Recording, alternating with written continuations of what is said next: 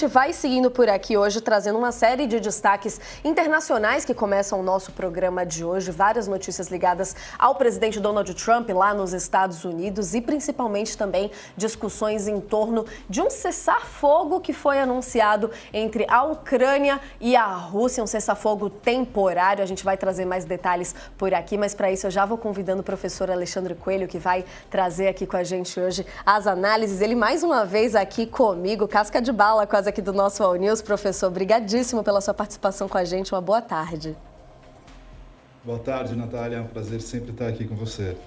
E a gente, professor, entre a primeira edição do All News e agora essa edição da tarde, a gente teve atualizações em torno desse cessar-fogo de Páscoa que a gente viu no noticiário mais cedo vindo da Rússia. O presidente da Ucrânia, o Volodymyr Zelensky, disse hoje que vai seguir a Rússia nesse cessar-fogo temporário que foi anunciado mais cedo, essa trégua que vai durar cerca de 30 horas, terminando na segunda-feira. O Zelensky também propôs estender o cessar-fogo, além de seguir a Rússia, em um pronunciamento que ele fez nas redes sociais, dizendo inclusive que se um cessar-fogo completo realmente se concretizar, a Ucrânia propõe estendê-lo para além do dia da Páscoa. Isso porque isso deve revelar as verdadeiras intenções, segundo ele, da Rússia, que ele destaca aqui, porque 30 horas são suficientes para virar manchete, mas não para medidas genuínas de construção de confiança. Zelensky que também disse que mesmo depois do início da trégua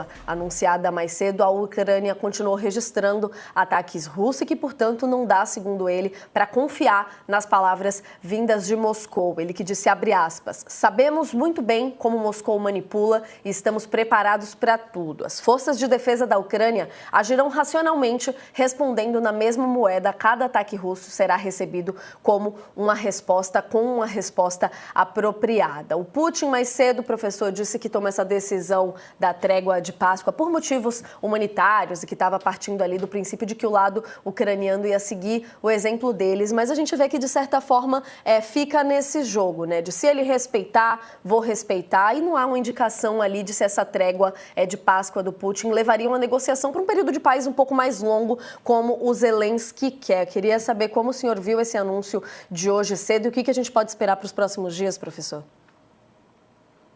Claro. Bom, isso a gente pode chamar de cessar-fogo tático.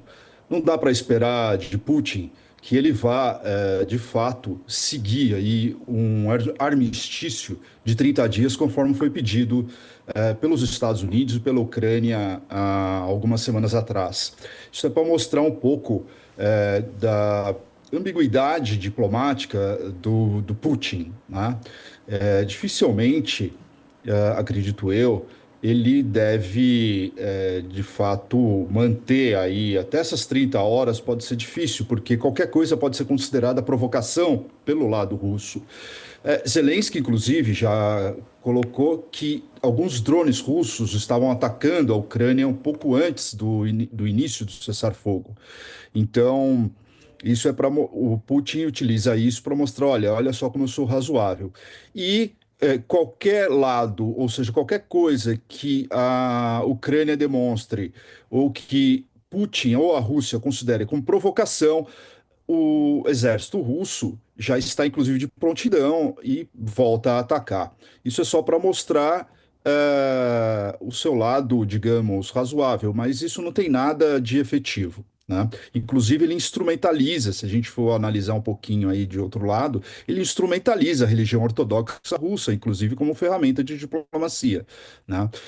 E ainda como uma ruptura aí de guerra psicológica junto, ruptura entre ações e retórica, enfim, eu acho que dificilmente Putin deve acatar ou prorrogar esse cessar-fogo tático. O que a gente pode esperar, né, professor? Porque a gente vê essa movimentação, inclusive na sexta-feira, se eu não me engano, a gente viu o próprio Estados Unidos, o Trump, inclusive, depois de uma série de autoridades falarem sobre o assunto, se manifestando, dizendo que abandonariam os esforços para intermediar um acordo de paz ali entre a Rússia e a Ucrânia, a menos que houvesse sinais claros de progresso em breve. A gente que viu o Trump desde o começo ali do mandato dele, dizendo que ia acabar já de cara com a guerra na Ucrânia, quando ele assumiu assumir o mandato, que acabaria em 24 horas, mas a gente vê isso se estendendo e esse sinal de cansaço agora, de certa forma, do Trump também. A gente consegue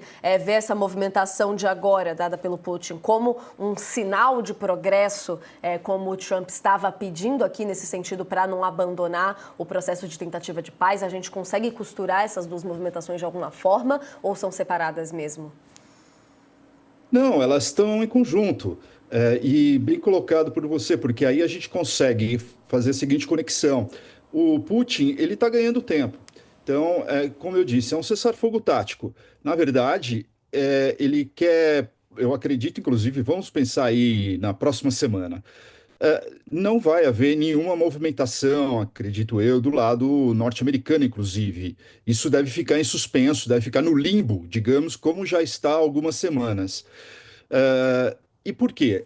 Esse cessar-fogo tático do Putin é exatamente para isso, para desviar um pouco a atenção, mostrar o quanto a Rússia está sendo razoável e que, olha, os meus ataques estão sendo porque houve algum erro de cálculo ou provocação, melhor dizendo, do lado ucraniano.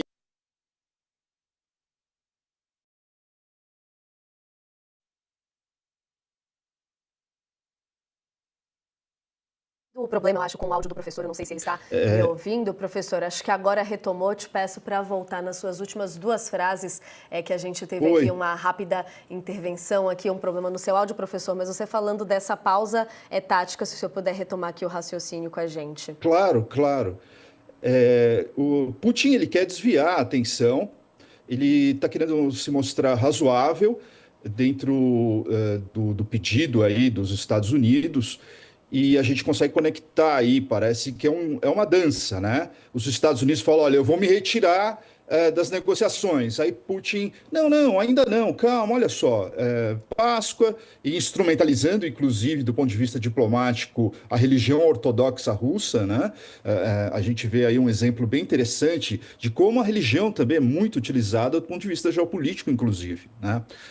E a União Europeia também, aí a gente acrescentando mais um ator, a União Europeia já se disse muito cautelosa em relação a esse cessar-fogo e que isso demonstra o quê? Uma ambiguidade diplomática por parte de Putin.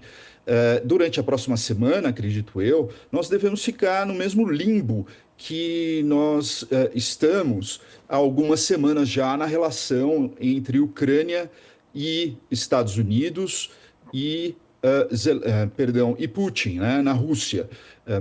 Por quê? Justamente por causa dessa dança diplomática em que os Estados Unidos falam que vai abandonar, o Putin fala não, espera mais um pouco, porque, ao fim e ao cabo, Donald Trump confia em Putin, Donald Trump ele não quer que a guerra, de certa forma, continue, porque eles estão de olho, na verdade, no pouco mineral raro que tem, que na verdade, inclusive, está na região já tomada pela Rússia, lá na Ucrânia, e inclusive Trump já anunciou que, saindo um acordo, a usina de Zaporizhzhia deve ficar com os Estados Unidos, inclusive.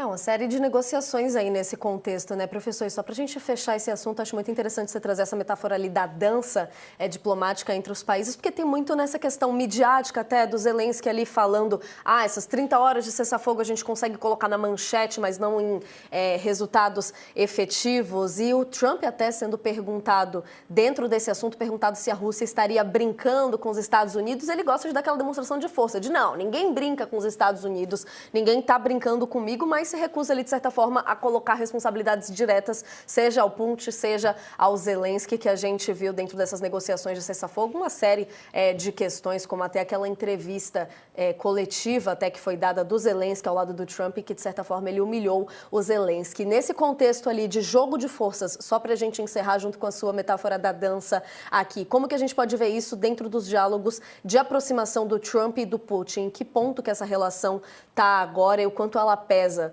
nessa discussão de se eles vão cansar ou não e tirar o pé nessa discussão do cessar-fogo mais permanente lá na Ucrânia? Olha, de fato, só fazendo um parênteses em relação àquela discussão, àquela conversa, digamos, horrorosa que nós vimos na mídia do Zelensky no Salão Oval junto com Trump, né? Aquilo lá, na minha opinião, foi um turning point. Na verdade, mostrou de fato e acabou cerrando de vez qualquer confiança que talvez a União Europeia tivesse em relação aos Estados Unidos. Foi um momento muito delicado, muito importante, que inclusive foi um gatilho para a corrida armamentista dentro da União Europeia, na minha opinião. Agora, com relação a se os Estados Unidos vão cansar ou não, e aí a gente avaliando na pessoa do Donald Trump, acho muito difícil esse cansaço, acho apenas que isso é retórica por enquanto do lado de Donald Trump. Duvido muito que Trump faça algum tipo de ação um pouco mais contundente contra a Rússia, porque do outro lado está Putin.